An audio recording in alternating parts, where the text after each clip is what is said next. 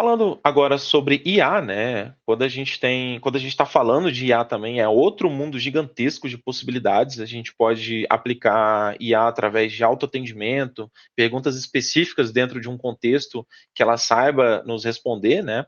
O uso mais comum disso é através de chatbot, até mesmo guiar, né, o usuário em resolução de problemas básicos, né? Caso a IA não conseguisse atender aquela determinada demanda, poderíamos criar um processo, por exemplo, de abertura de chamados a partir daquele chat, por exemplo, né? Isso reduz a carga da equipe de suporte, principalmente, melhora a satisfação do usuário, né? E proporciona uma experiência de atendimento moderna e eficiente. Então, aqui do lado a gente tem um exemplo, né, de arquitetura de uma IA offline, né, conectada ao GLPI, aonde o usuário, através de uma pergunta, né, em uma interface web, é conectado através de um motor de IA, utilizando o cache inteligente para ser mais otimizado, utilizando um analisador de linguagem, conecta no GLPI através ou do banco de dados ou da API, né, processa aquelas informações em tempo real e entrega a resposta ali dentro daquele determinado contexto, né. Pedro, a gente pode falar também aqui referente às possibilidades, né, que a gente tem com a IA, né, antes de eu mostrar um exemplo aqui. É legal, até o Eric vai mostrar um exemplo aqui Opa, tá mutado. Tá me escutando? Alô, alô? Voltou meu áudio? Acho que tá mutado aqui. Só para mencionar. Acho que tá. Tu verifica teu retorno aí, Eric. Tá, tô escutando, tá ótimo. Ah, tá, Pode continuar. perfeito. Não, é interessante que o Sim. cliente também ele pode escolher qualquer motor de LLM que Desculpa, ele gente. quiser. Ele não precisa ficar preso tanto a uma LLM proprietária quanto uma open source. Ele pode escolher a arquitetura. Eu não gostaria de enviar minhas informações para fora da empresa. Dá para montar uma arquitetura open source e processar localmente eu digo nos servidores da empresa, as informações de chamados, uma vez que também a gente pode ter informações sensíveis, então, por questão de segurança e governança, o cliente tem a opção de escolher, eu quero mais performance, quero usar as LLMs mais modernas, as últimas LLMs do mercado, daí pode optar por uma opção cloud, embora não seja necessário. Quando a gente fala de IA, quando a gente tem uma base de conhecimento sólida, ou a gente faz um treinamento de IA, a gente consegue pegar um modelo pequeno, não precisa nem ser um LLM, pode ser um small model, né? Um SLM, e com isso a gente consegue imputar informações da empresa, informações de processos, informação, por exemplo, uma IA interna que vai lidar com tickets do RH, por exemplo, com informações sobre vale-refeição, sobre férias, sobre fluxos internos da empresa. Então, municiando essa IA com esses documentos, bancos de dados que teriam essas informações, é possível ter uma performance muito boa. E isso tanto para chatbot, enfim, dá para as possibilidades são quase que infinitas, né? Acho que seria interessante até tu mostrar um exemplo, Eric, que tu tem uma demo aí na tua máquina para apresentar para o pessoal. Sim, sim, sim. Bom, deixa eu já mostrar para vocês, pessoal. Aqui a gente tem um exemplo, né, de uso da IA. No nosso caso aqui é uma IA offline, né? Quando eu falo offline, é que ela não está conectada à internet para dar algum tipo de contexto, né? Ela está simplesmente conectada ao GLPI de forma via API, né? No caso, a conexão que tiver naquele momento. E também uma documentação interna aqui que a gente colocou do próprio GLPI, né, que eu já vou mostrar ali também para vocês. Mas o ponto interessante aqui referente a ela, né, eu vou fazendo algumas perguntas aqui, a gente mostrar, né, por exemplo, quantos chamados tenho aberto nesse momento. Essa IA aqui, por exemplo, ela é local, né, como eu mencionei, ela não está conectada à internet como um todo. Ela utiliza a nossa base aqui como um exemplo, tá, de portfólio. ela já até processou aqui para a gente, falando, por exemplo, eu perguntei, né, quantos chamados eu tenho aberto nesse momento? Ela já deu aqui uma análise para a gente, falando que a gente tem um total de 66 chamados. Se a gente olhar, ele realmente tem 66. Se a gente abrisse um chamado aqui na hora, tá, ele consulta na hora aquela informação, ele não está pegando um cache ou algo do gênero para buscar aquela informação, tá? Ele me fala aqui para a gente, inclusive, por status, né? Então, quantos eu tenho em planejado, quantos eu tenho em atendimento, pendente, o tipo, né, de chamado, que é incidente e requisição. Inclusive, se eu perguntar quais os chamados do tipo incidente que estão abertos, ele também vai conseguir me processar aqueles chamados, né? Nesse caso, a gente tinha visto que ele estava falando que tinha 5 chamados, ele me trouxe aqueles 5 chamados aqui com as tabelas aqui padrões, né? Que seria a ID, o título, o solicitante, né? Que é o requerente aqui do lado do GLPI, o técnico, a categoria, o status. Eu poderia também me pedir aqui a mesma pergunta, só que falando sobre, em vez de falar sobre incidente, a gente pode falar sobre requisição, que é a outra classificação do GLPI. Obviamente, como a gente está falando de um ambiente que está interno, né, através aqui, ele está hospedado num Docker local, nesse sentido, ele vai demorar um pouquinho mais dependendo do contexto que a gente pedir, tá? Dependendo da quantidade de resultados. Então, nesse caso aqui, ele já me trouxe os chamados com a mesma pegada, só que referente aos chamados que estavam em aberto. Se eu quisesse, por exemplo, um item, por exemplo, 10, top 10, né, no caso. Top 10 requerentes deste mês. O que são os requerentes? É justamente as pessoas que abriram um chamado. No caso de um top, a gente está pedindo um ranking, né? Quantos chamados foram abertos pelas pessoas envolvidas naqueles chamados que ele tem um contexto, né? Que nesse caso é os chamados que estão abertos que eu estou solicitando. Se eu pedisse de chamados fechados, seria um outro contexto também, né? Que ele vai filtraria aquele chamado através dos chamados fechados e me traria aquele ranking também.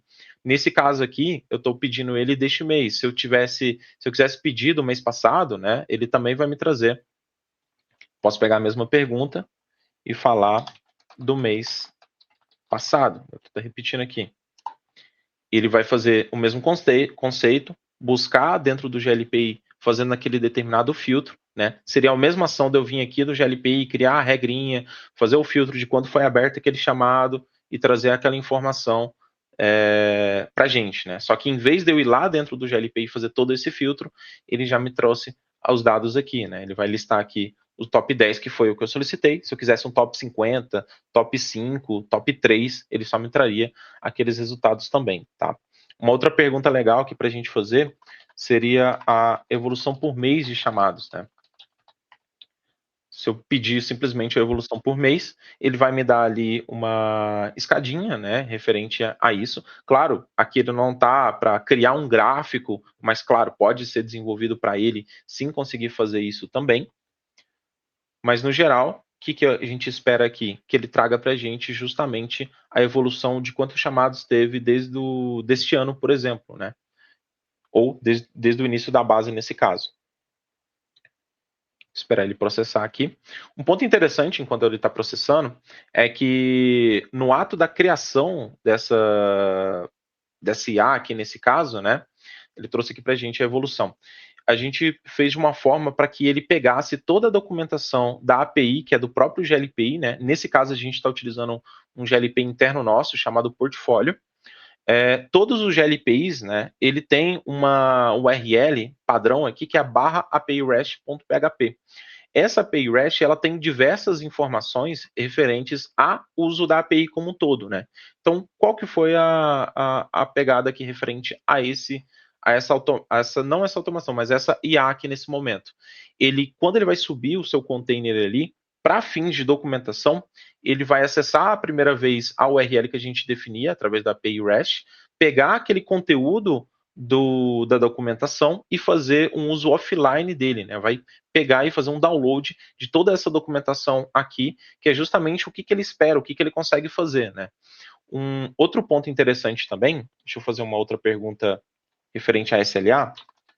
Quais chamados estão dentro e fora do prazo do SLA de solução. Eu acho que pode ser uma pergunta bem usual também no dia a dia, né, que é para a gente saber, olha, eu estou utilizando aqui um SLA de atendimento, estou utilizando um SLA de solução, quais chamados, né, estão fora ou dentro daquele prazo? E aí, fazendo justamente essa pergunta, ele está preparado justamente para fazer um cálculo em cima do tempo que ele foi aberto, aquele chamado, se ele está fora ou dentro daquele SLA esperado. Nesse caso aqui, ele já me trouxe o resultado, o SLA de solução, ele fala daqueles 66 chamados, falando que dois deles estão dentro do prazo, já me trouxe até uma porcentagem aqui referente a eles. Trouxe aqui dos 20 primeiros chamados, né, para ser um pouquinho mais otimizado, em vez de trazer todos os 66, mas se eu quisesse, era só solicitar para ele trazer todos os dados. Ele traz para a gente a ID, o título, o solicitante, e esses campos novos aqui, né, que seria a prioridade, a idade dele que ele está falando que ele está trazendo em horas, o SLA de solução aplicado dentro daquele chamado e o SLA se ele está dentro ou fora do prazo, né? Está dentro aqui, a gente poderia ter aqui como exportar para um chamado, criar um dashboard, exportar esses dados aqui em PDF, por exemplo, tá? São só alguns exemplos que eu estou dando aqui de uso da ferramenta como um todo. Outro ponto bem interessante que a gente pode ter, né, de quantos chamados eu tenho no status pendente. Acho que eu acabei não falando, mas especificamente esse MVP aqui que a gente está mostrando para vocês, ele está preparado para nos dizer dois tipos de contexto principais. Os chamados, né, que é esse daqui que eu estou fazendo as perguntas, e a base de conhecimento. Né? Então, ele não vai trazer dados ele não vai tentar puxar dados ali que eles a gente não deixou ele entrar dentro do contexto, como a parte de ativos, como a parte de contratos, mas a gente sim poderia estar fazendo dessa forma, né? E seria, quantos ativos eu tenho? Quantos ativos vão vencer a licença nesse mês? Sabe? Exemplos de perguntas que a gente poderia deixar, né, ele trazer aquelas informações em tempo real ali para mim. Se eu perguntar também quantos artigos, né, ou quantos artigos eu tenho na minha base de conhecimento, ele também vai conseguir me trazer aquele resultado. E aqui que entra justamente uma parte do autoatendimento, né? Além das perguntas específicas que a gente pode fazer, a gente poderia programar também para que ele busque as informações não só direto dos chamados ali, mas também de artigos dentro da base de conhecimento, né? Se eu perguntar, por exemplo, como que configura uma rede Wi-Fi da rede corporativa, ou algo parecido com isso, ou se eu mencionar que eu estou buscando informações de um artigo ou de uma base de conhecimento, ele buscar justamente dessa informação aqui. Ele não está preparado ainda, por exemplo, para me mostrar o artigo, né, formatado. Mas se eu perguntar, por exemplo, se eu pedir para ele aqui, me mostre o artigo completo tal, né, que aí eu falo o nome específico dele, ele vai pegar aquele mesmo conteúdo e vai me trazer ele, tá? Claro, aqui não está preparado ainda para ele buscar e me trazer ele com um texto formatado, né, com essa questão, mas ele me trouxe aqui todo o conteúdo dentro daquele item. Se eu olhar aqui configurações de rede Wi-Fi corporativa, ele está aqui para gente, eu posso acessar e aqui está o resultado. O outro ponto interessante, quando a gente está utilizando um chatbot dessa forma, né, de forma interna, é a questão, principalmente via API, tá? É a questão de uso da API, né? A API, a gente pode restringir ela ao uso, por exemplo, de um IP específico, a gente pode ativar e desativar, a gente pode utilizar o histórico aqui para ver quais são as sessões que estão sendo solicitadas. Nesse caso aqui, por exemplo, todas as requisições, elas estão sendo feitas em tempo real, né, como eu tinha mencionado. Então, aqui do GLPI, ele tem um lado dele para registrar aqueles logs de conexão. A gente tem um usuário em específico, inclusive, que a gente criou especificamente para isso, que é o bot IA interno, que é algo muito interessante também, porque quando a gente está falando sobre uso de API, nada mais é do que API como se fosse um usuário logando na interface web e tendo exatamente aquele tipo de acesso. Ou seja, se eu pedir para ele, se eu tiver conectado só via API e pedir para ele fazer um select com uma seleção específica, ele não vai conseguir, porque do lado do GLP na interface, ele não tem aquele devido acesso. Se a gente programar, claro, ele vai conseguir via acesso via banco. Mas o que eu queria mostrar para vocês? O lado de API, ele tem uma segurança enorme, porque a gente pode acessar, a gente pode dar a autorização do que a gente quer que aquela API, que aquele usuário que a gente deu acesso, tenha acesso, né, de fato. No caso aqui de exemplo, né, a gente restringiu para que ele tenha acesso só de leitura. Mas, por exemplo, daquele exemplo que eu tinha mencionado de uso de IA para a abertura de um chamado, né, digamos aqui, eu gostaria que, isso aqui não foi o suficiente para mim, eu gostaria de abrir um chamado. A gente poderia oferecer aqui, por exemplo, nesse chatbot, para ele abrir um chamado para a gente. Aí, claro, aquele usuário específico que a gente está falando, ele precisa ter acesso a criar um chamado. É um exemplo, tá? E ver as listas e ter toda a permissão que a gente pode definir do lado do GLPI. Mas o ponto importante é, o nível de acesso, quando a gente usa a API, ele é muito mais controlado, né? Muito mais restritível, e que bom que ele é dessa forma, porque assim a gente consegue restringir o que ele pode fazer. Nesse caso, ver todas as informações, mas ele não consegue editar, excluir, apagar, atualizar, né? Fazer algo relacionado a isso daqui também, tá? Claro, a gente pode melhorar muito isso aqui ainda, tá? Depende do que a gente quer fazer com o IA, né? Se queremos automatizar para fazer algum tipo de pergunta, oferecer abertura de chamado, oferecer relatórios em tempo real. A ideia, quando a gente está apresentando isso daqui, é fazer soluções sob medida, tá?